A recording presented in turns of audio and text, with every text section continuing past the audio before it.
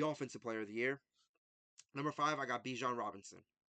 I think Bijan deserves to be on this list because I think he was the best player for the Falcons and one of the best running backs in the league. His scrimmage yards were phenomenal, but at the end of the day, he did not lead in touchdowns. He did not lead in rush yards. He just did not. I think based on how the other players have performed for this award, he falls at fifth, and it's not his fault.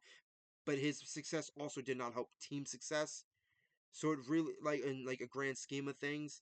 So I have him at 5. Why I have Drake May at number 4? I think he's someone that's going to fall short of the MVP, but I also think he should not win this award either. He may have been the driving force of their offense, but I think with maybe it's unfair, but the MVP award normally is a quarterback award, and I just don't think it's fair to the other 3 players that are above him that he would get the award over them, especially those players being Christian McCaffrey. I have at number 3. CMC has been the best player on the Niners this season, with the defense riddled with injuries and the offense riddled with injuries. He came back after missing most of last season, if not all last season, and immediately had an impact. He's been phenomenal. He was in the pass game, in the run game. He was so close to a thousand.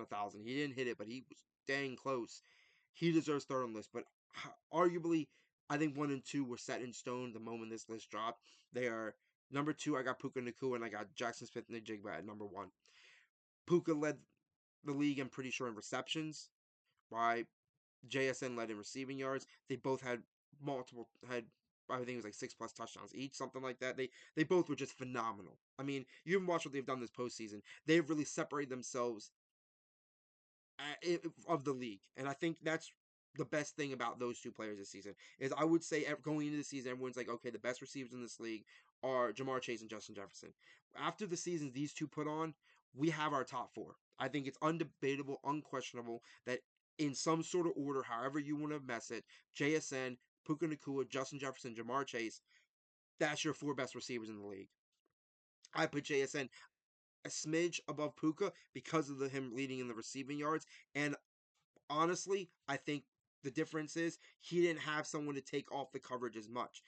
Having Devontae Adams and having Matthew Stafford throwing you the ball, which I think most people would agree that Matthew Stafford is the better quarterback compared to Sam Darnold, even if you like Sam, Matt's better. And you would say that Puka and Devontae Adams as a pair is a better than JSN and Cooper Kupp as a pair. No offense to Kupp, but he just is not he.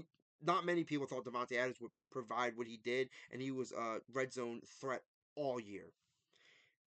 Honestly, I think that is the separation. Is I think JSN did it with, I think more he had more focus on him compared to Puka, where he could get lost in the field quicker based on having to worry about other weapons on the Rams offense. So I'm giving the JSN because I think what he was able to do with not as great around him was phenomenal.